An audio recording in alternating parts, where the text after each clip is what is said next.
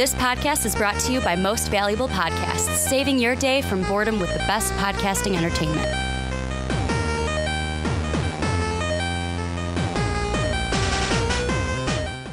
What's up, everybody? Ricky Widmer here, along with fellow man-child Johnny Karlic. Look at me, I'm Mr. Meeseeks! You haven't done that one in a while. I haven't. You can also do, and I do this all the time. Ooh-wee! What can I do? It's not just Mr. Meeseeks you can do with that.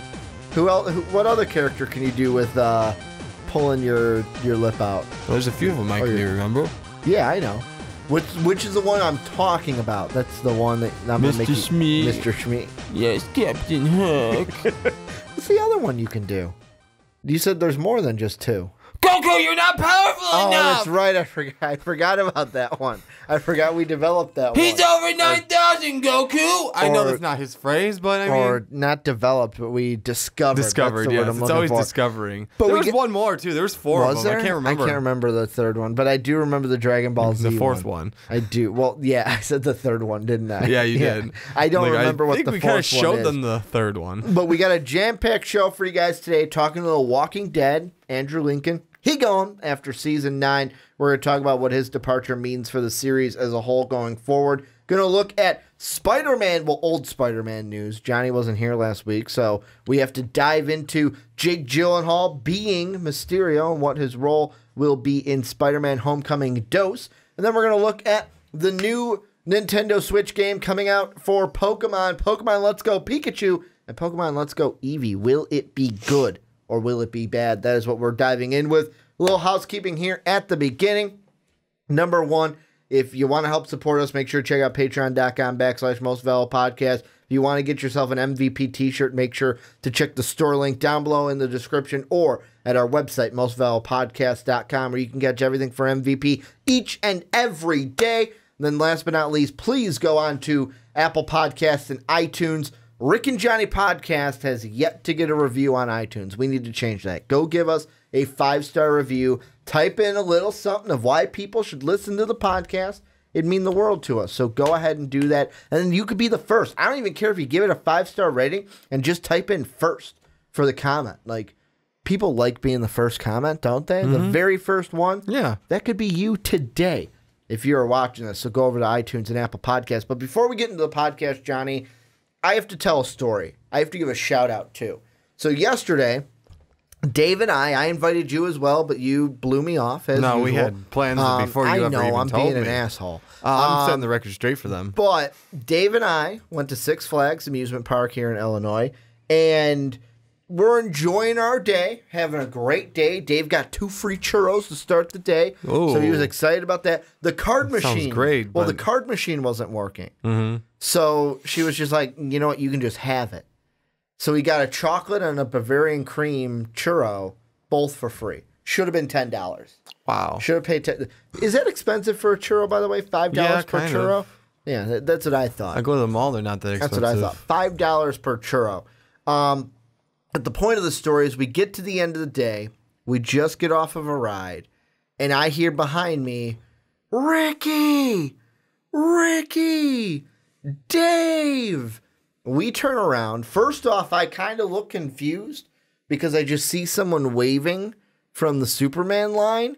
And, like, I kind of squint my eyes to kind of look and, like, recognize who it is. I don't know why you do that, by the way. It's like, I'm going to see better. I'm going to squint to see if I can see you better. And I, like, just wave because I'm like, oh, you know, someone's waving to me. It ends up being one of our fans, Ryan, out there, who we got to talk to, met both him and his girlfriend at Six Flags. We kind of talked a little bit, got to talk to him about sports and everything, learned about how him and his girlfriend met.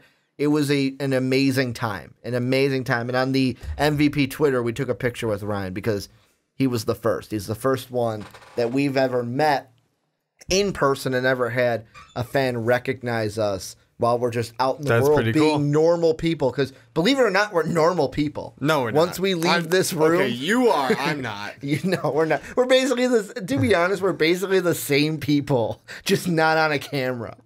We're basically the same. I don't think any of us put on a facade for any of the YouTube videos, but it was great meeting Ryan. I put on a facade for everyone because no one wants to know what I do. True. But it was great meeting Ryan. You guys will probably hear this story again when Dave talks about it on the fast break. But Ryan, it was great meeting you. We had a great time. And I just wanted to give him a shout out to start this podcast. But now let's get into what we're officially going to talk about.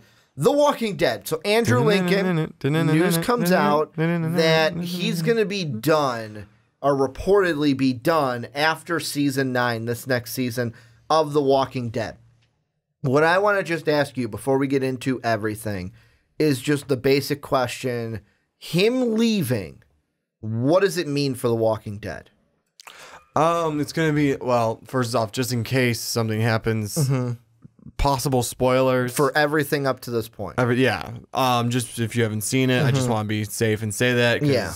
Good on you, Johnny, because I completely forgot. Well, because I was reading through the article, and with Carl gone, and Negan captured and defeated, Rick has nothing to stay around for, really. I mean, there was the whole last I've seen. I'll be honest, I haven't seen the past season.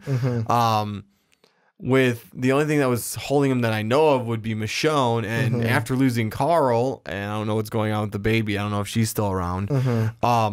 He's probably just going to be done with everything. He's going to be reckless again. Well, and there's also, to me, the thing that I thought about first off was not a character thing, an actor thing. Yeah. Is Andrew Lincoln just done playing? Like, he might be, yeah. He's played Rick Grimes for so long.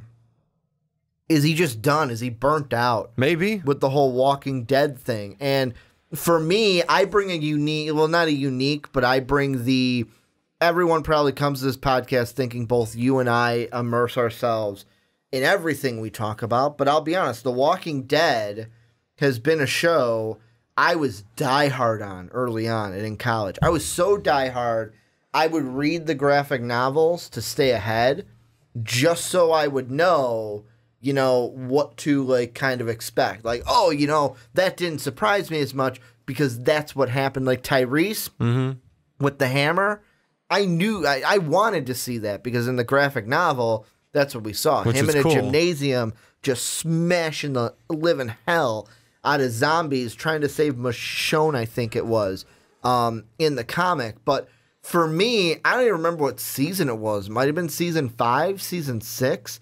Basically, the last part I remember is they had just gotten to Alexandria, and it was all the politics of them living in this community and developing. That might be season 5. Yeah, season Possibly 5, I think, was the last one that I watched. And then I just fell off the face of the earth because the thing is, for me, it just didn't have the same pull for me that it had. And I know that's not the same for everyone, but I bring that kind of side to it, to where I have been out of The Walking Dead to where Rick leaving and them going on a different path. I start to think about, is it time to just end The Walking Dead and just do a spinoff? Like, do we have to continue with this same group, or do we end it and go with a different group? Because one of the things that Robert Kirkman has said about the graphic novel side of it is, I think eventually he wants to end the graphic novel, and he wants the graphic novel story to end when Rick ends. So when Rick's story ends, that's when he wants the graphic novel to end. But I know with this, there's also the side of AMC, cha-ching, cha-ching, this makes them money. Yeah. Why would we give up on this show that brings in so many ratings? I just feel like maybe because I've been out of it so long, maybe the TV series should also end with Rick, and then we go on a spinoff. Like, they were reportedly offering now Norman Reedus more money because he's going to be the lead. The thing I think of is, why give him the lead to be in this story? Just end it with Rick, and then, you know what I would love to see? And I don't know if you could get, I can't remember, Rourke back. I think it's Rourke. I would want to see him and his brother, a prequel. Michael Rourke. Yeah, Michael Rourke. The prequel to them. How, like, when when the disease first started or before it started. Give me a prequel.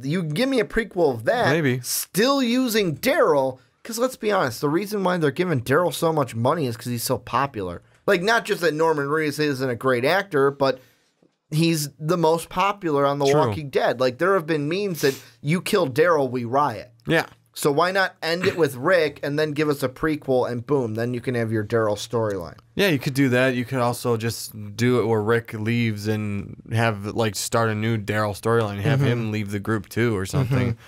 I don't know, or I don't know. I'm not sure what 100% to do with it, but I get where it's coming from. Maybe Andrew Lincoln's getting burnt out, and I'm just saying like the Carl dying thing is a good way to get him out of the story as well, because I mean he's just gonna be reckless and just because his son is dead. His son, his wife has been dead. I mean, really, I don't know what's going on with the baby. I don't know if the baby's still around or not. Not just the baby. The only thing like that for me when I was watching it, it kind of seemed like what they were trying to do in season 5. I think the last season I watched that in the comics. Him and Andrea, because I think it was Andrea, blonde hair, she died in the prison way back. Her and him were together in the Alexandria storyline. So when they get to that community, you know, oh, my wife's been dead for so long. Like, it was that kind of a thing. And they end up kissing, and they end up being romantically together. And I think Carl walks in on him in the graphic novel. Making out, but I mean, it kind of seemed like they were almost hinting at that between Rick and Michonne almost. Not like oh, they're making out, but like a, hey, let's see what do you feel about this? If we kind of get them a little bit closer and a little bit more, I want to say like together, like that, oh, I'm opening up to you kind of a thing. It almost seemed like they were going that route, so maybe Michonne's the only one right now that Rick feels connected to in that way. But, I mean, I am just back on the point of, like, I think the question is, have we squeezed all we could out of this one group in this Walking Dead timeline? Well, I've actually gone farther than you have. I went up to the war. Yeah. That was... so hyped about, and I didn't actually get the one with Negan. Yeah, I didn't get to watch that yet though. And I'll tell you, yes, Rick and Michonne are in a relationship. Okay, that's what I assumed. Like I assumed that's what they were going to, much like Andrea and Rick. Yeah, so they are in a relationship. Okay. So he's really her, and then the baby are the only things that would keep him tied to the group still. Yeah, and who knows what happens to who in the war? Because I'll be honest, like I said, I didn't get to see it yet. I don't know if there's a casualties with the baby, Michonne, anything else.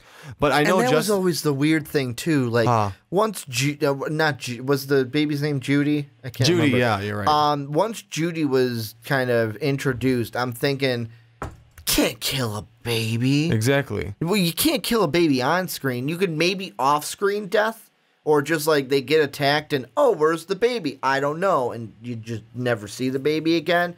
But I was like, you can't kill a baby on TV. No. So, like, that to me was even an interesting choice when you decide to do it. Because in the graphic novel, how that all happens in the graphic novel is Lori never gives birth to the baby. She is running from the mayor or the governor and stuff, and shotgun blast right through the belly. So it's like and everything is just everywhere. So you don't have any questions. It's baby's dead, Lori's dead, boom. We're cutting those right away. Yeah. I don't know necessarily why they did that. That was a controversial thing for me. Interesting choice. I was like, why are you introducing that baby? It's just a freaking, what's the word I'm looking for? It's like a ball and chain. It's something that's going to slow you down. It's a zombie magnet. And how do you get out of that? You can't kill a baby on TV. No. Like, that's where I was with that, but go ahead with what you were saying before I cut you off. I mean, I'm trying to remember where I was going. You were talking about the war. You haven't been able to see it. The only thing that ties them down is Rick and the baby. But I mean, we saw how Rick got just by losing Lori. Now he's going to lose Carl, and even if Michonne and the baby are there, I think Rick's going to lose it, like character-wise. Like go crazy. He's just snap. Maybe he's not snap necessarily, but I mean, he's going to just be reckless, because look how reckless he was after losing Lori and just not taking care of himself. You're saying like reckless, make a mistake. Oh shit, I got bit. Well, not even that necessarily. It's more of a not caring about life. Just like, hey, I'm killing everything, anything that gets in my way. Just zombie down, zombie down. It's like he's gonna go out of his way to put himself in danger in a sense, and that's a way to like. This will be an easy way now to let Andrew Lincoln out of there, because maybe he doesn't want to do it anymore. Maybe it's just they want to go with a different route. I don't know, but I'm gonna go back to it. Yeah. If you're gonna go with a different route, why not just go with a different route then? Like a completely, we're telling a different story. We are ending this story here, and we are going to tell, whether it be a prequel, whether it be a different group. I mean, they could just change the arc if they don't want to put the funding into. It kind of leads to a question I just saw from our article as I was looking up when The Walking Dead started, which was 2010. So it's going to be 8 years. Wow. For The Walking Dead. The article, just the headline said, can The Walking Dead can it survive without Rick Grimes? Can it survive without Andrew Lincoln? I don't know. To me, I would lean towards no, because Norman Reedus is a big name. Yeah. Diehards, I think, will stay on for at least season 10. They'll give it a chance. Yeah. Then you got the casuals who really like Daryl, really like Norman Reedus. They'll stay on because, oh my God, he's going to be the lead. And no way they're going to kill Daryl now. I almost feel like it's going to get to a point where that season 10 comes, everyone watches it, and everyone's going to be like, all right, this just ain't the same. And then gradually viewers just go. Well, it depends. If they'd start going in a different direction and then what they were doing, because I'll be honest, to me, I didn't put a hard effort into watching this past season because it was just getting stale. It's the same thing. It's because Rick's the leader. It's going to keep the same decisions So happening. You're saying it might be a little bit of a difference to give it a juice, get some juice in Maybe. that It could be that. Juice. And instead of like, trying to push out, this is off of The Walking Dead. It's Norman Reedus. We got to revamp everything. They just changed the story arc. Save themselves some hassle. People from the group trickle out that they don't want to keep on. New people trickle in. Keep characters that you know are going to keep people in, like maybe Michonne or maybe I don't remember. I don't know who else is left. I can't remember. Well, the big one I'll bring up is, and this is one where a lot of commenters, a lot of people on the internet are like, "Oh, well, no. Instead of making Norman Reedus, Maggie." However, the thing that people are saying is, not only is the actress who plays Maggie, she's only scheduled for season 9, which is like going to be 16 episodes total, I think. She's only going to be in 6 of them because that's because she's in other things, other movies now. She's becoming more popular. People want her for their projects. I think she's also in another TV show as well. So she's going to only be in 6 episodes out of the 16, which isn't a lot. Does she even continue on? And maybe not. That's part of the trickle out. I mean, and for me, I wonder if this is going to be. I don't think it'll be that. Like, I get what you're saying. That side of like, oh, is this going to be new and fresh now? And people are gonna, or even bring people in like me, that kind of dove out. And it's like, hey, you know what? You don't have to watch everything that happened. Because this is kind of like starting point 2.0. Yeah, exactly. With this new group, I use air quotes because it's some of the same people. New group with Daryl as the leader. I'm putting my money on the other side, though, that people are going to go, well, this should have ended with Rick, and then just click out gradually. Yeah, but I mean, the other part of that is I don't 100% agree with you on the comic books with Rick and the show with Rick. They don't both at the end with Rick. I mean, no, they don't have to, but I feel like people are going to go more on the side of, well, this ain't the same, and then gradually we see viewership drip. I guess it depends on where it goes. If we start getting back to back to the feeling of season 1, people are going to start grasping on again. Maybe. Honestly, do you think it's going to get back to that point? It's either that same excitement that you had season 1. It's either that or we're more so zombied out than anything. You think that could be? We've had 8 years of Walking Dead. Well, and zombies and Fear in the general. Walking Dead, Call of Duty zombies, multiple zombie movies come about with zombies. So Zombieland. Yeah, I mean, and I'm actually excited for Zombieland because that was funny. Yeah, well, they're number 2. I come out with number 2. That's what I'm saying. Is I'm excited awesome. for it. So I mean, maybe it could be the fact that we're just zombied out. It could be the fact that it could be because Andrew Lincoln leaves, the show takes a dive, or having Norman Reedus at the head may put it in another new direction that's like, oh, this is actually kind of different. It's refreshing. So I mean, there's shows that like it starts to get stale. They make a new direction and it starts like getting refreshing again. So I'm not saying that I'm not completely holding that out because it has happened in shows. I just feel like I'm going to use a sports analogy here. Okay. It's kind of like John Elway, who he was a quarterback in the NFL. He won a Super Bowl, won a title, retired. I'm walking out on top, basically. That's basically the dream for everyone. My last season, I want to win a Super Bowl. I want to win a championship and walk out as the best. Basically, you can't beat me. You can't top me. I'm walking out a champion.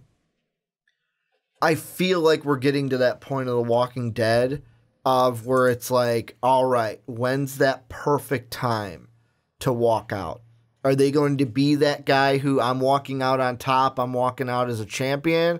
Or will it end up being like that 2-year pro where it's like, man, he was really good 2 years ago. He probably should have just called it quits 2 years ago. Like, this is not good watching you play out there. And I feel like The Walking Dead could be the same thing, where this could be the point of like, we look back, 2020, we look back and go, man, remember 2018? Walking Dead should have probably hung it up then.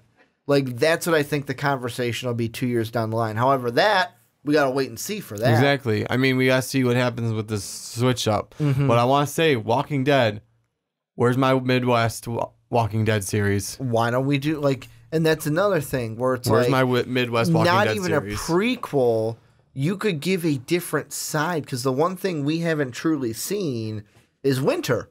No. If you're in the Midwest, you got to deal with winter. Oh, God, yeah. And that's the thing. With these other shows we've seen, dealing with zombies, dealing with other people, dealing with disease, dealing with... You guys, Georgia, San Francisco, you guys haven't dealt with the winter. Yeah. Not Chicago, Minnesota, Wisconsin winter. Even like in New York, a northeastern winter. That would work too. I would go with that. I still want to see Midwest though. Well, we're biased. It is biased, yes, but I mean, just seeing a rundown Chicago with walkers all over the place. I mean, that'd be really cool because like in winter, you got one thing, or no matter what your time of year, you got one horrific thing to deal with because. Any Chicagoland fan, or not fans, or Chicagoland people will tell you, we get some below zero winters. Wisconsin, the snow's even worse up there. I got my cousin. We get like this little layer of snow. They already got a foot. And that's something where you'd have to decide what the walkers do during winter, but also during that part of it turns more into a survival aspect of we're not battling walkers.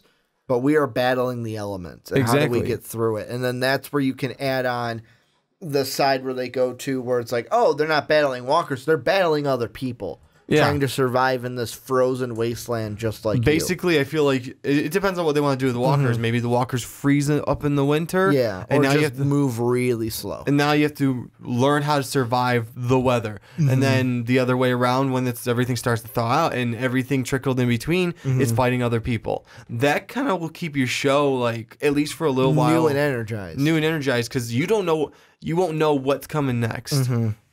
No, I would love a Midwestern Walking Dead. Or, again, like you said, it could be New York. Something north where there's actual cold. I'm pulling for Midwest because I live in the Midwest. Same. I want to be relating to that. Any final thoughts before we move on into Spider-Man? Nope, I think they got my final thought on that. Well, this is where you guys not tune in. You guys chime in down below in the comment section. Let us know what you guys think about Andrew Lincoln leaving. What does this mean for The Walking Dead?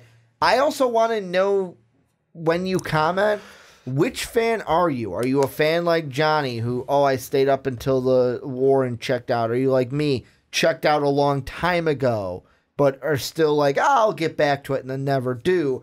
Are you someone that watches every single Sunday and wants to be up to date with The Walking Dead? Let us know which fan you are there too before you give your comment, because I kind of want to see the different perspective of fan with it. The diehards, the guys who checked out like me, the ones that are kind of more in the middle, more towards the diehard, like I would say you are. Let us know what you guys think down below in that comment section. Let's move on, though, into Spider-Man news. And this is one, Johnny, that, I'll be honest, happened last week. Should have talked about it last week, but we didn't do the Rick and Johnny podcast last week.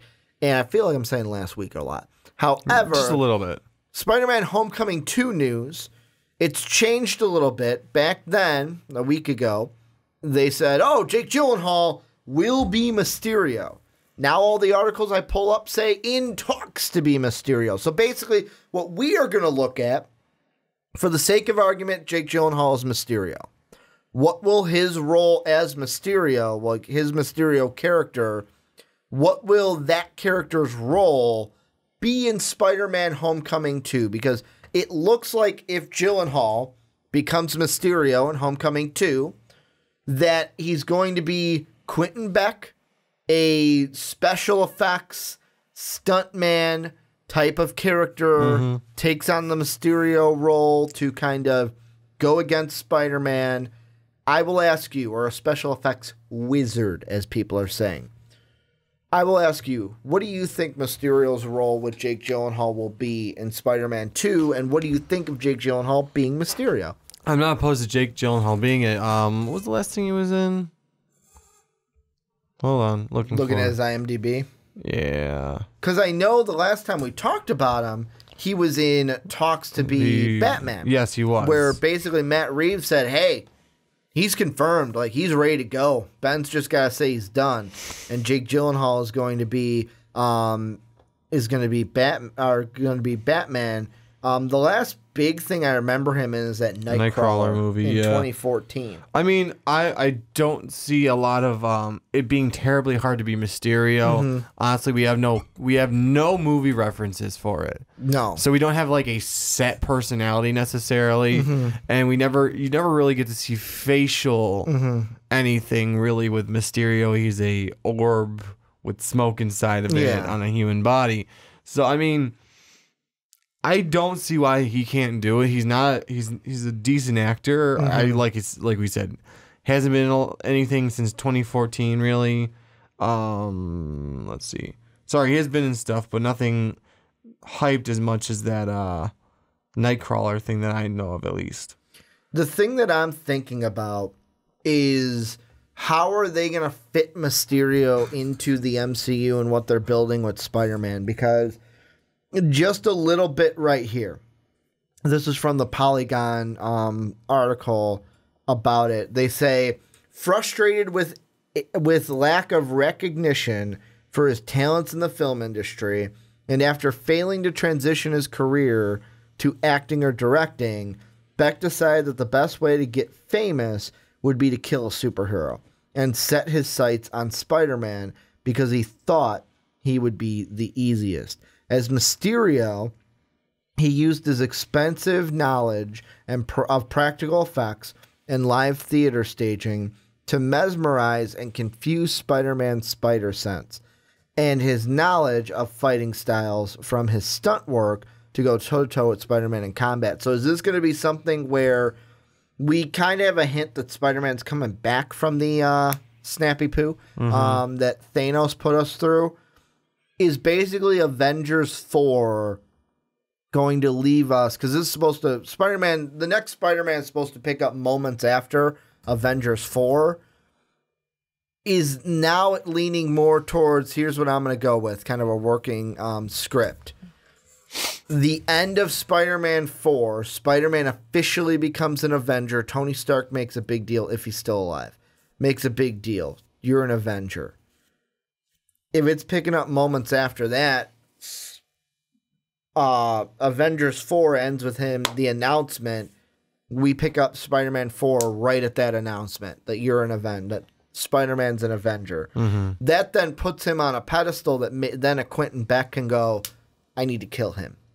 I need to kill him. That's how I become famous. As the one to kill Spider-Man. And Thanos is go, dude, I did it first. Thanos is like, dude, I did it first. Like, I killed him first. Like, you're second fiddle to me. But to paraphrase South Park, Thanos already did it. Thanos did it. Thanos did it. But basically, is that then what we're going to be at? Is Spider-Man becomes an Avenger, Mysterio, in order to become famous, I have to kill Spider-Man, who's now an Avenger. Since it's taking place right after the Thanos thing, what if instead of just the blatant feeling... Because they don't even have to go with that same story. Instead of just feeling unappreciated and saying, I need to kill a superhero, what if it's something to do with the Thanos snap? He sees it as, it's these superheroes' faults. And then he sees, Spider-Man's the newest Avenger. He'll probably be an easy target because he's still young. He's still fresh. So very much like the Vulture. Yeah. And actually give him a backstory that you can kind of feel for him. Which I actually like that. Like that kind of a similarity to the Vulture. Because think about it. What's the main reason why they picked Mysterio? What's Sony trying to set up? The Sinister Six. I was about to say we've already got Vulture. We've got Scorpion. Yeah. Green Goblin will be eventually back. Like we're gonna have a Green Goblin in this universe, I hope. Or a Hobgoblin. We've set up the Sinister Six lineup already. So it's like, what are we going to do to continue that? Mysterio's the next one. Then at the end, after Spider-Man beats him, that gives him a connection with Vulture because, you feel the same about Spider-Man as I feel about not just Spider-Man, but Tony Stark. Yeah. About supers. But now he's going to feel the same. He feels that about Spider-Man now, too. So they're going to have a common enemy. Yeah. And then Scorpion. How'd you get in here? Oh, Spider-Man got me. You too, Scorpion just wants to kill him. Yeah. Basically. Scorpion's just done. He wants him dead. And one of the things that I want to pull up really quick, I should have had this pulled up beforehand, is I was looking and Screen Rant had an article where they casting the Sinister Six in the MCU. And there was one of these that I really liked. So... Vulture, Michael Keaton, boom, we already know that. Shocker, Brokeem Woodbine, we've already seen him. He's the guy that when Peter comes out of the prom, he punches him into the bus. Yeah. We've already seen that. We've already seen Michael Mando as Scorpion. So those are kind of the big three that we've seen. They've got the Prowler. We've seen Donald Glover as well, Jake Gyllenhaal as Mysterio. Then they go into the ones that we could see and who they could be. Doc Ock, they go with a Jeffrey Wright. So he's from Westworld right now. Okay. He's one of the big guys in Westworld, I believe. Here's the one that I really like. Kraven the Hunter, Pedro Pascal. Pedro Pascal, I can't remember his name. The Viper from Dawn. Okay. I saw that and I was like, yes, make that happen now. I would love to see the Viper from Game of Thrones as my Kraven. Like I'd take that. He might not be the buff. Like he might have to Zachary Levi it. Yeah. Where I'm gonna work out a ton. He seemed a little bit more like shorter and thinner than Kraven, as like I'm referring him to the Viper when I watched him in Game of Thrones. But his look, hair, facial hair, could look exactly like Kraven the Hunter. And then they also had Tobey Maguire as Green Goblin. Don't know how I feel about that. Wow. That would be interesting to bring him back as the villain. You either die a hero or you live long enough to be the villain. Exactly, Batman. And they even say is who could play Norman Osborn's Green Goblin after William Dafoe. Technically Chris Cooper, The Amazing Spider-Man 2, but the amazing reboot of the Osborns was merely a cameo. The Green Goblin is one possible solution. I'm skipping ahead here. Would be to reboot the Green Goblin with a nod to the original Spider-Man film by casting Tobey Maguire, the first Spider-Man. Maguire has focused more on producing than acting in recent years, but the role of the Green Goblin could help revitalize his acting career. Then you got Venom. We're already getting that with Tom Hardy. Chameleon. They've got Zahn McClarion. That's one that I didn't really know of. Here's an interesting one that I kind of looked at is, so they've got Electro, Constant Wu. What would you feel is if, let's say, Electro, who in the comics male character, when we saw him as Jamie Foxx male character, what would your thought be? We're also kind of getting that bend already because like Doc Ock, Jeffrey Wright, who I mentioned, is an African-American actor. So we would get that bend of like white in the comics, African-American in the movies, which I wouldn't give a shit either way, whatever it is, as long as the part is well written. Yeah, exactly. But and well acted. But what would your feelings be, and would they be any like, would you care if they took a character like the Shocker and Constant Wu, who's a female character, and they took a male character from the comics and made it a female character? Would that be the same thing as like the Jeffrey Wright, where it's like, whatever, I don't give a crap if it's a black actor as long as the actor's good and the part's written? Or would it be like, I don't know, like I don't know if I could see the Shocker as a female character? Oh, I'd have to see her. I'm trying to find her. I don't know. How do you spell her name? It is C-O-N, Stance, and then her last name is Wu, W. Oh, there it is. Okay. Yeah. Part of it's like I always go by like, can they pull off the look? And I mean, she is set to star in the highly anticipated film Rich Crazy Asians, which would be, and it says here, which would be a surprising choice as a villain. Her nuanced and emotive performance in Fresh Off the Boat makes it clear that she should give. That's what I know her from. An emotive and raw performance as Electro. You know what? I wouldn't say no because I mean, I've seen her in Fresh Off the Boat, and it's more of a comedy. But I mean, if you're gonna gender bend it, I really have no reference off of that. Yeah, and I've got no opposition to it. And you're gonna gender bend it, you're going to change the race. I'm not opposed to any of that as long as it's written well, and you have an actor that can pull it off. My only take is the only way I would hate that. Is if it's like, oh, we're doing this just to do that. Like we're doing this just to gender bend. No. If you do it, like if that's your goal, okay, but make it well written, make it seem like it fits, and make me feel. I don't want to say make me feel comfortable with it. That's probably a shitty way to say it, but like make it seem to where it's not just like, oh, well, you just did this just to do it. Don't make it so it's like, well, we did it because we had to cast a woman in a spot. It's like, no, if she's a good actress for the role, great. Put her in that role then. And I got two last ones. Okay. I'm going to go one by one. And I want to get your reaction. You're going to look me right in the eye for this. Lizard, David Harbour. Stranger Things, Hellboy. I know who it is. I know. I'm just saying, like. I'm just thinking about how he's could he be Lizard? The Lizard? Could he be Lizard? He could. I mean, it'd be different. I mean, hopefully, if they do a Lizard again, they don't do what they did and give him human face. As much, I like the extended. Sorry, I'll go in the mic. I like the extended snout. I wasn't from the comic series. I was just moving. No, I was noticing on my own. I just noticed like I was moving mine as you did that, and I was like, oh no, I was trying to tell you. No, I was noticing on my own. Okay. I would prefer the becoming more aware there, Johnny. Awareness, I like it. Yeah. Don't get used to it. I like the extended snout because it makes him more lizard-like. But have him Doc Connors. I'm fine with that. And the last one, Rhino. And for my audio listeners... Paul Giamatti. No.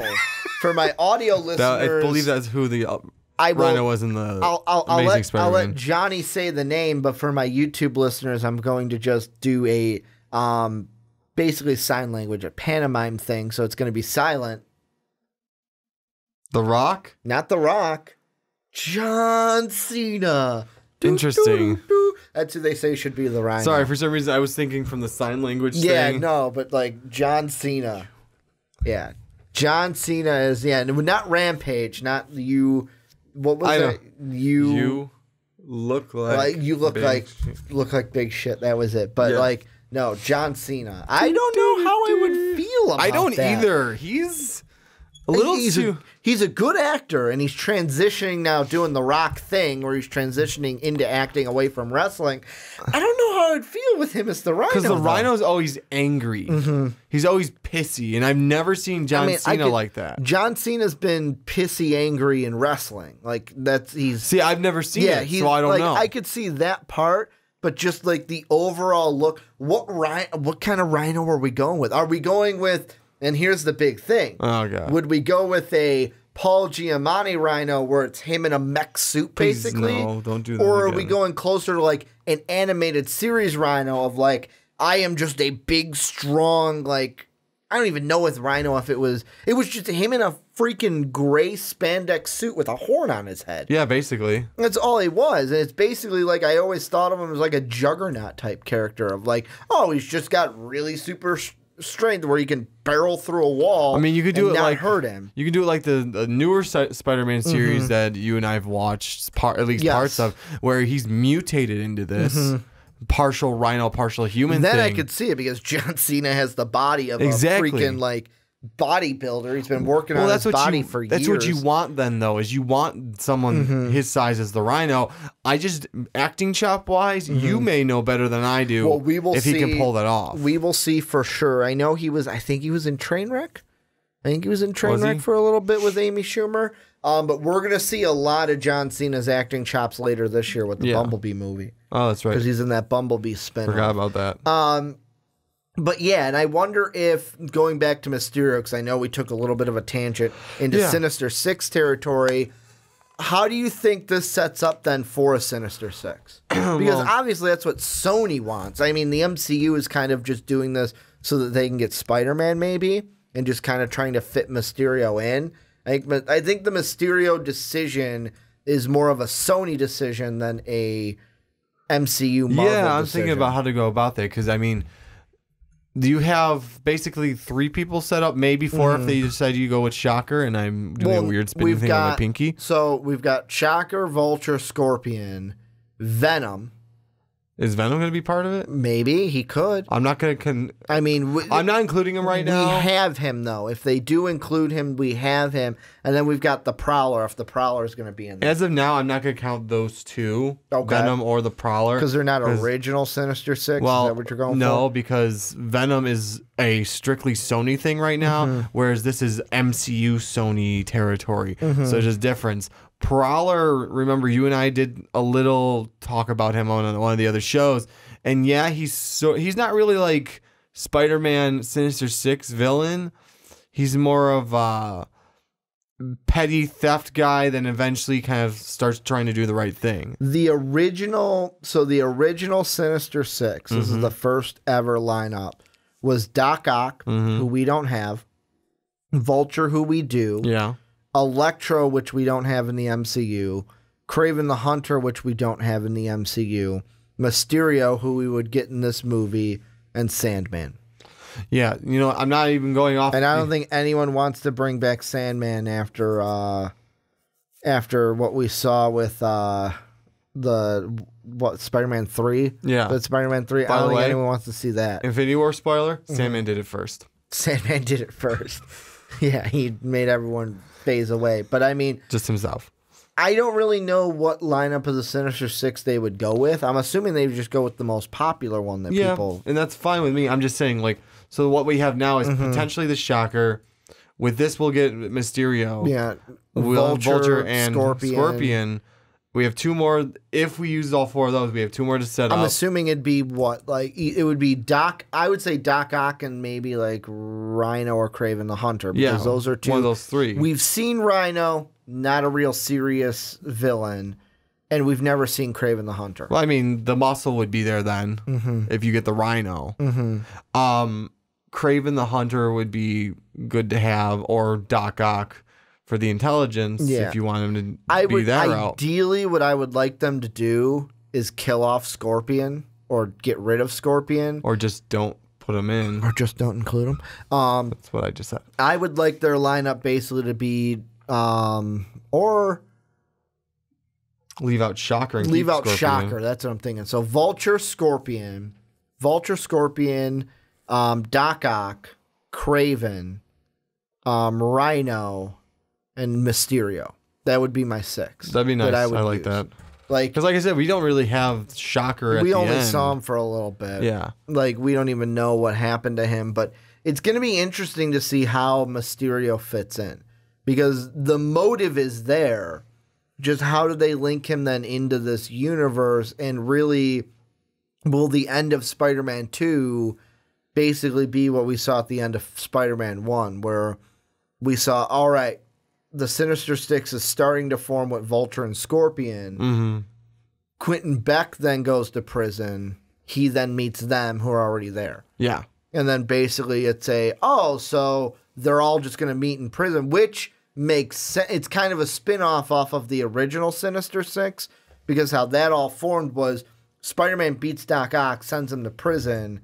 Doc Ock gets broken out by or with the help of the people who I named who are the original Sinister Six. So it kind of plays an homage to that of like, we're forming this group in prison. It'd be cool, like during Mysterio's not animatronics necessarily, but like all of his special effects, like hinting at the other ones that are going to be included. Mm-hmm. Like if you're going to do Rhino, literally have like a Rhino charge at Spider-Man, make him freak out about that. He could do that. Exactly. He can make like things appear with his visual effects, or like have him like stuck in a room and all of a sudden over a PA system.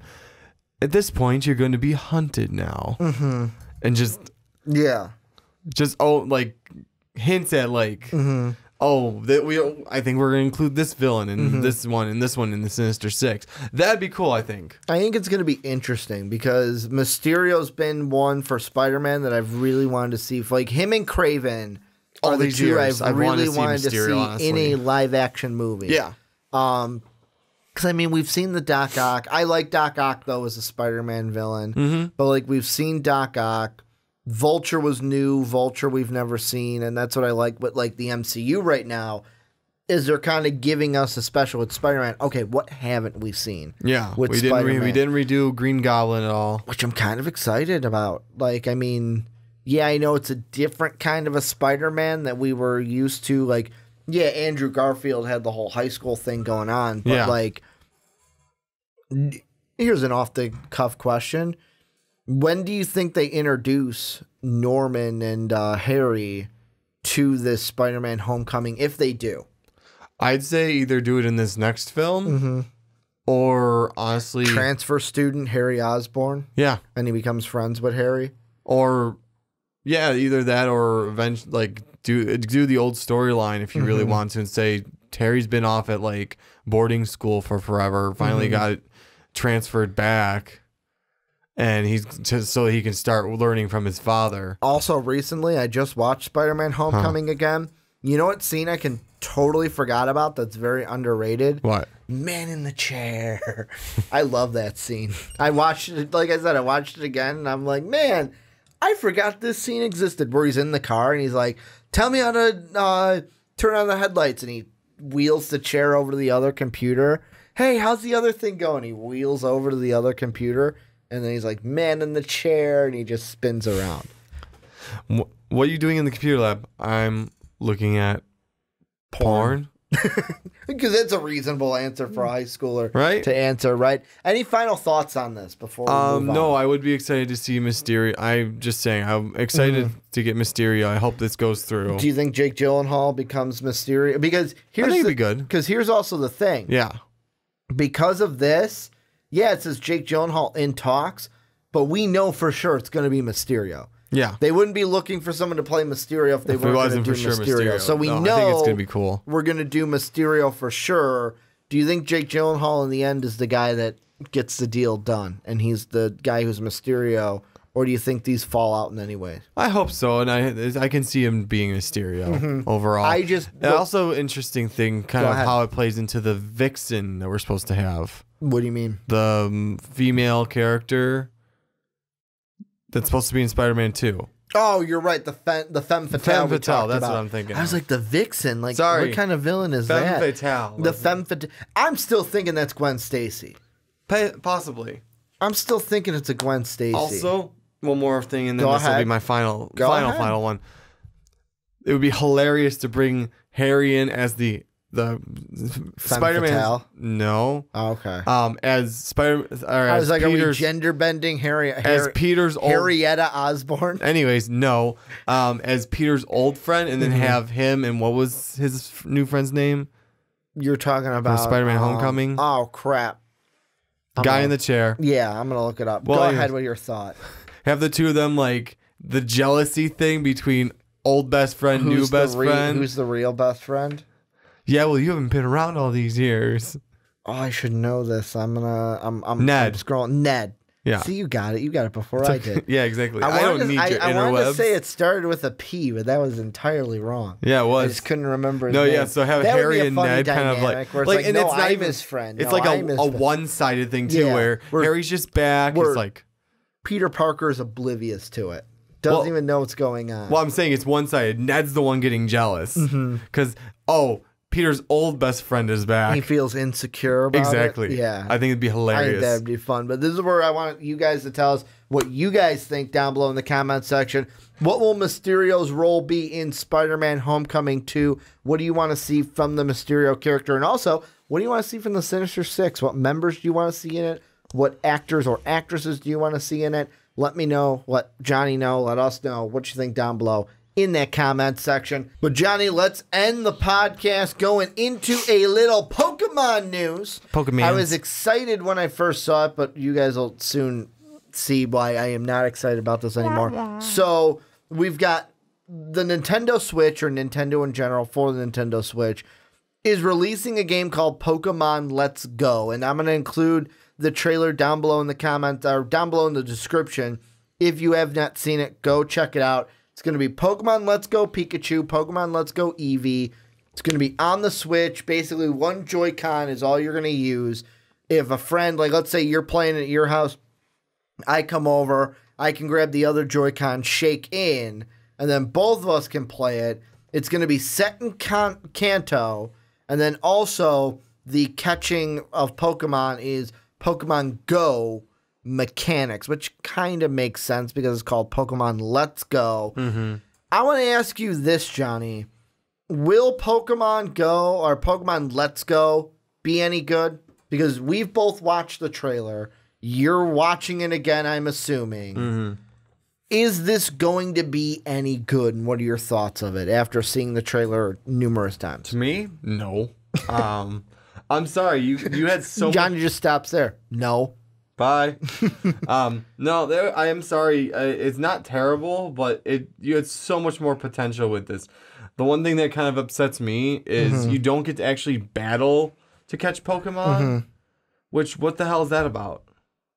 I mean, you had so much potential in that. Yeah, basically you went from, oh hey guys, you like Pokemon Go? Well, now you can come home and play it. Well, and I mean that's the biggest gripe I have with this. Yeah, is that it's the Pokemon Go catching mechanics. I like it, sort of liked it. Because well, no. For Pokemon Go, it was okay. For this, it's not for me.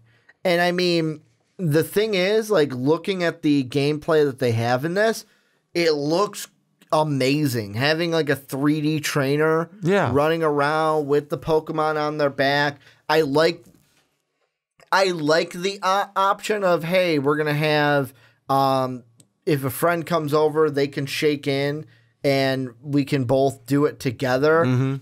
But the thing I don't like about that's a separate thing, is like trainer battles, and I'm looking at it right now. If it's two of you, then it's 2-on-1. Yeah. That just doesn't seem fair. I think it should then be... when we first watched that together, that's the first thing I brought up. I think it should be hey, you know what, if it's two of you, then the trainers that you're going up against have 2 Pokemon. Even if they have 1, all right, they have 2 if 2 players are signed in. I mean, I get what they're trying to go to. They have Pokemon Go. They're trying to link it to Pokemon Go. They have it to where you can connect your Pokemon Go account to Pokemon Let's Go, to where I'm assuming from what I'm looking at here, all right, I just caught this Dratini in my Pokemon Go. All right, I'm going to ship it over into my Pokemon Let's Go game. I get they're trying to make more money, because the more people that play Pokemon Go, the more people that play Pokemon Let's Go, it just gets them more money. But it's all dependent on, in the end, I think, who is this game for? If this game is for Joe Schmo or the random teenager, the little kid that's really like hyped into Pokemon Let's Go, or Pokemon Go, then this is for you. But if you are like myself, which the Pokemon game that I am waiting for and that would make me buy a Switch is not this. It's the one that I'm looking for more towards the original Pokemon game, where I'm looking at the storyline, I'm catching Pokemon in that game, because to me, the Switch is great opportunity for that, and I'm assuming we're going to get a game like that hopefully in the next year or two, maybe two. But I mean, the thing that I liked about that is the Switch is going to be the ultimate of like, with the Game Boy, hey, I got to take it everywhere. I can take Pokemon wherever I want. Well, the Switch, hey, I can take it everywhere, or I'm going to dock it and then play Pokemon on my TV, which that's the game I am waiting for, the more true representation of what I remember as a kid. See, my gripes with this game are, yeah, I like the use of the like Pokemon. Connecting the two. Well, there's that. That's cool. But the use of some of the Pokemon Go mechanics, like having to throw the ball. But I want to have to battle my Pokemon against the wild Pokemon Damage it first. Exactly, before. like in the old game. Like, if that really, you have Pokemon with you. Would it really have been that hard to throw that old game mechanic from the Game Boy into there first? Gotta get the health down low enough. Because I know the Switch has the is it called a C-pad? It has the plus pad. I forgot what that part of it's called. D-pad? The D-pad. That's what you're looking for. Yes. It has the D-pad, and what did you do with the D-pad? You hit up and down and A to accept to pick your Pokemon fighting. It's got really on one Joy-Con, it's got the stick, then under it 4 buttons in the shape of a diamond, and then the other one has 4 shapes of a diamond and a little joystick underneath. Okay. So like the D-pad part of it is just 4 buttons in a diamond shape. That's fine then. I mean, use the joystick to pick your Pokemon, and then use one of those buttons to accept, like we always did on the Game Boy. Yeah. And that's, I mean, it would have really been that much harder to throw that little game mechanic in there. Like, I think it's really cool. So. I think it's really cool now that, like, I'm playing, I can throw the ball instead of, like, hit it and let the game mechanic throw it. Hit it, let the game mechanic throw it. Now I get to actually, like, be like I'm catching Pokemon. It's really cool. But it's that Pokemon Go of, like, hey, feed it a berry, up. Throwing a Pokeball. Yeah. And then it is cool that they have... It's basically the Safari Zone. Exactly. It's cool, though, that you have the like, they made the Pokeball so you can throw it, too. But then that kind of defeats the purpose of the other thing I said. What do you think of the thing of, like, oh, I'm going to put this Pokemon in the ball, and then she shakes that it. Was mean. Like, Pika-Pee! That was mean. I'm sorry. She shook the ball like this, and you hear Pika Pika. I'm like, you're killing it. You're shaking it. It's like, dude, asshole, stop shaking it. Hey, Pikachu! I just moved the furniture in here, and now I got to re-clean everything. That's basically what Pikachu's thinking. I mean, little shaken Pikachu syndrome. Like, in my big... I want to say this again. The reason why I'm so negative on this is my Pokemon fandom, this does not fit into me or it doesn't jive with me is what I'll say. Because for me, Pokemon Go was really high on it for like a summer. Then I fell off. Like, it was the big craze for that summer. You and I would walk all the time. Yep. Catching our Pokemons and hatching our eggs. Got to get that step to hatch the eggs. And I mean, after that winter hit, didn't play it. And then that next summer, faltered out. Didn't re-download it. Kept it undownloaded. So, I mean, part of me feels like this is a way to maybe get that re-excitement into Pokemon Go to try to get players to play that more again. But the true Pokemon game I am waiting for that'll make me buy a Switch. Because let's be honest, right now, Super Smash Bros., that's when I'm buying my Switch. I'm getting a Switch for Super Smash Bros. I'm going to be playing Super Smash Bros. But the Pokemon game to make me want a Switch, this is not it. No. The Pokemon game I want is the one that's the closer representation to the older game. And another thing that I was watching our podcast talk about this, and one of the guys on that podcast said the thing that he wants to wait and see with this one, because we're just looking at one aspect. Yeah. This looks like it's a full-blown Pokemon game just with Pokemon Go mechanics. So, like, his thought was, before I give, like, a for sure whether it's going to be good, bad, what I'm thinking, he goes, let me see what gym battles are like. Because there are going to be gyms here. We're in Kanto again. Yeah. It's just will this game be, wow, the Pokemon battle mechanics are awesome, except for when you're two people, you're 2-on-1. Or is it going to be like, wow, that's really awesome. The story is like, I remember in the old one, but the catching mechanics and stuff is really Pokemon Go-ish. And that's going to be the part where some people like us go, kind of turned off by that. It's going to be mostly for young, I think, like mid-range kids, some younger teenagers, and diehard Pokemon fans. This is what this game is geared towards. It's not geared for you and me. We're casual Pokemon fans at this point, because after 151, they just went too far. Yeah. And they just kept adding and adding Pokemon. We're at like 700 to 800 right now, I think. And no, I'm sorry. There's only 151 Pokemon. Yeah, no, and for me, I was excited to see this trailer, and then after I did, I was very much like, ugh, like... I'm not down on it. I'm just, it doesn't make me want to buy a Switch. If I had money to do it... That's the main thing. It doesn't make me want to go out and buy the Switch. If I had money to, I would probably maybe buy it for Smash Bros. Because I want to get back into Smash Bros. I love Smash Bros. I can't wait for that. I am already bought in on that. So I would do it if I could do it for Smash Bros. But otherwise, I mean, you're not selling me on this right now. So, and the whole thing too is, I'll ask you this. This isn't a huge deal, but I'll ask it anyways. What do you make of the, not just, obviously they were going to use Pikachu. Yeah. But using Eevee. Well, maybe because in Pokemon Go, Eevee's a very popular character. Because at the point when you and I first started, you can get any of the three just by evolving it. It was always roulette.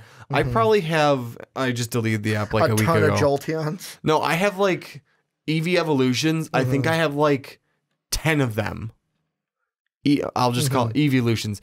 I think I have like Evolutions. I think I have 3 to 4 Jolteons. I have like 3 Vaporeons and probably 2 to 3 Flareons. So I have about 10 of them. Yeah. Not to mention another Eevee sitting there. You were just able to catch them at nauseam. I was able to catch a shit ton of Eevees to the point where I was able to get rid of Eevees to get more candy to evolve these other Eevees and power them up to be most of them over a level 1000.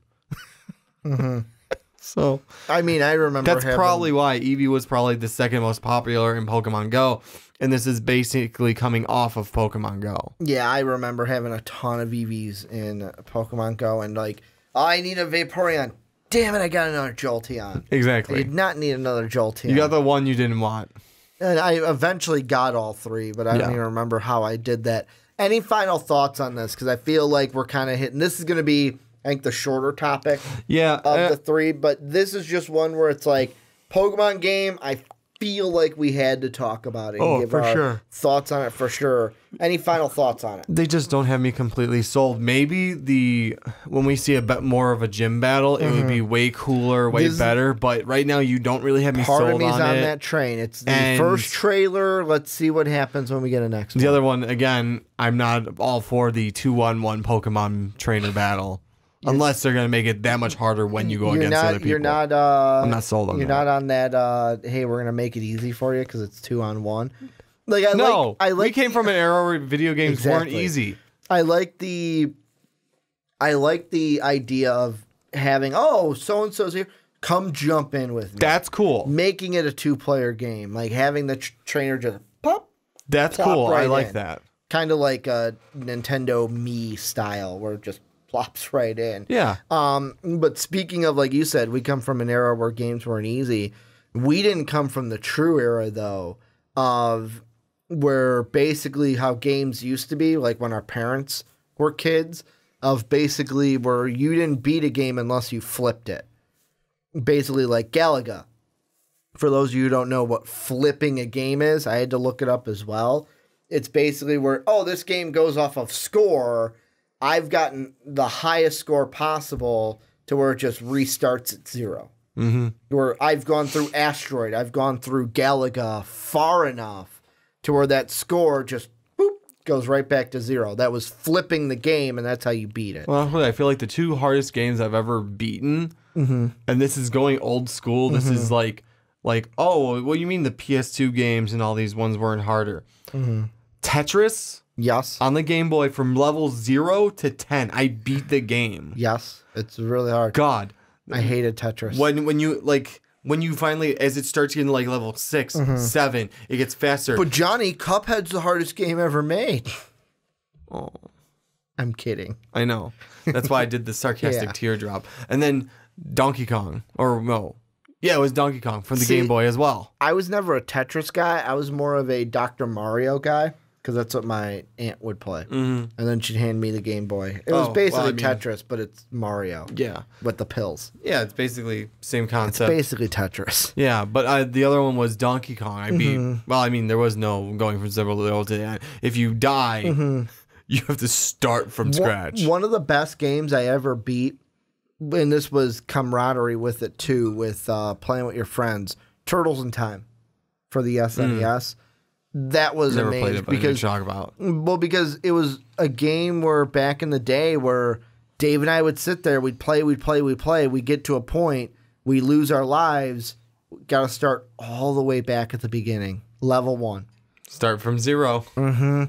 We basically memorized so much by dying, like, all right, this is what's going to happen. This is where each of the guys are going to come from, where basically gaming back then was trial by error. Yeah. Where, I fucked that up. Well, got to go through the whole thing again. Oh, got to go through the whole thing again. Basically, you memorize those first few levels because you played them so much. You go through them like nothing. You'd be at like, that point. oh, I'm getting further than I did. Damn it, I died. I got to start from the beginning. You know, it's the worst that I like now, thinking technology we have now to back then. I beat Donkey Kong. You get the win screen. Fuck, I wish I could have taken a picture of that. Yeah. Because I don't want to do that again. Yeah. It was great the first time. I don't want to do that again. Or remember the games where this was before memory cards and stuff, where it was in order to get to the place you were, you had to physically write down the passcode, like the lettered passcode that it gave you, and then you had to come back and go to the passcode screen, put in that passcode, and then boom, it brought you to that point in the game. Like physical manuscript next to me with like, my mom would be like, the hell are all these combinations of letters? I'm like, they're my passcodes. Don't touch them. Don't throw them away. I need them. Or leaving the system on when you leave. I did that. So my dad is an asshole, by the way. I love my father, but he's an asshole. So as a kid, I left a system on. And I'm like, I'm so far. I'm almost there to beat the game. I'm just going to leave it on. I went out. I came home. The system was off. My eyes just got as big as I did, like, what happened? Well, I guess my father came in and was like, oh, this is wasting electricity. Turned it off. His response was always, don't leave your system on. I was furious. Furious. I know, like, looking back, it wasn't anything to get really pissed about, but I was furious. I was so far in that game, I was going to beat that game. I was going to beat that game, Johnny. And you turned it off on me. Oh, yeah. I remember those days. I always had the, don't leave the system on. Mom, I'm almost done. Please just let me leave. I'm almost done. Just leave it on. I had one time I was able to convince my mom because I didn't have... The struggles of being a kid, man. PS2, I did not have... Kids these days will never... No, I'm joking. Kids these days will never realize the struggle was. No, they won't because it's built into the system now. Like you go on Facebook and it's like, dear 90s kids, post one thing that kids nowadays... will have no reference to. I need to hit one of those next time. Blockbuster. Oh, God. That's what I think of. Blockbuster. Actually going to a video store, renting games, to then bring to your house. Now everything is GameFly, PlayStation Store. You don't have to leave the house. I had to physically leave the house. I could only get 2 games at a time. Had to play them, bring them back. God forbid they'd be late. Yeah. You put them in the chute, and then you go pick up new games. You know what? The other thing I was thinking of. The chute was great. Next time I see one of those, I'm going to find the picture. Remember the N64? VHS is another big red one. thing that you had to stick into the top of the N64 to play certain games? I forgot what the chip was called. Was it the expansion pack? No, not the expansion pack. Because there was 2 of them. There's the default one, but then there was the one you had the little like lever thing, and you popped it out of the front, and then you popped it back. There's this little door on the very front, right in front of the game system. N64. Yeah, N64. it's on the top. Yeah, it's small. Pop that plastic thing out. Yeah, it was nothing. You used the and little. You had to get a specialty one, like for Donkey Kong 64. It had the red thing. That had the red top. Yeah. It had a default one in there, but it had a standard default one, but that thing didn't really do anything. You used the lever, popped it out, and then put the red one in. Yeah. No, I rented Donkey Kong 64. They didn't give that to me with it. They didn't give it to me with it. Mm-hmm. And I'm gonna next time I find one of those things on Facebook, I'm going to. Yeah, I was right. The expansion pack. Yeah, I'm gonna take that and picture and put it on there, and that's it. I'm just gonna leave it at that. Things 90 kids will remember that younger generations won't. Was the N64 your favorite system? I think so. Pokemon Stadium. I think it's got to be my I'm having a hard time. Okay, I'm having a hard time here between 3 of them.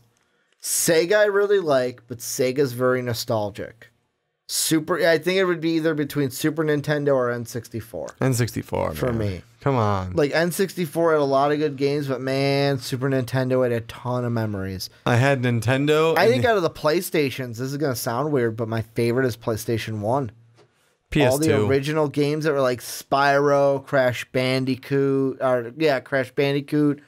playing the Metal Gear games on that, Final Fantasy VII on that, which as a kid, never got all the way through it because my game, I would get on the train, which was like first level, it would freeze.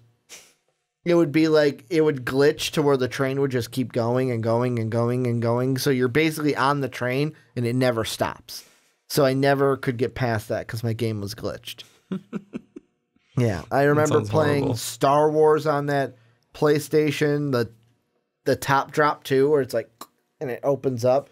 Dreamcast was also another good one. So many good systems. I didn't have all these systems. So many good systems. Any final thoughts on anything before we wrap this up? They're probably like, guys, you're going way off the thing. Way off topic. You're talking about Pokemon Go. Now you're talking about systems. That's kind of what we do. Basically, I'm going to wait and see what they show with the more of the game mechanics. But you guys have heard my gripes and what my hypes about this. This is where you guys come in. Let us know what you think down below about Pokemon Let's Go. But the gaming stuff we talked about too, your favorite system, if you're as old as Johnny and I are in your late 20s, early 30s, if not older, maybe there's someone listening or watching that is from the era where it's like, man, you said flipping games, and I remember what that is. Flipping the score to beat those games, beating Galaga. I tried to do it once because we would go to a restaurant as a kid, and he would have a Galaga Pac-Man machine. And I remember, like, my dad would take one side, I would take the other, and I would try to beat him, and I would fail every time. Because I think my dad was a guy who flipped a Galaga game at the arcade. Yeah, see, my parents... And, like, had the high score at an arcade. My parents didn't do that. I would just say, hey, can I have a bunch of quarters so I can play this while we wait for our food? Yeah, that's what I would... I mean, I would do that if my dad was like, no, I don't want to play today. But Pac-Man was also a good choice as well. Kind of... had the variety. I think it was Miss Pac-Man, though, technically. Yeah, technically it was Miss Pac-Man. I don't know what's really the difference. It's similar game design to Pac-Man, but let us know what you guys think down below in the comment section. Housekeeping here at the end. Make sure to check out patreon.com/mostvaluablepodcast. Make sure to grab yourself an MVP t-shirt down below in the description at our store. Mostvaluablepodcast.com, where you're going to catch MVP each and every day. And then make sure to go on Apple Podcasts and iTunes to give the Rick and Johnny podcast a 5-star rating and let us know what you thought of the podcast so other people can be like, cool, I will check out the Rick and Johnny podcast as well. Want to thank you guys for watching on YouTube. Want to thank you guys for listening on podcast services around the world. And as always, have a good day, everybody.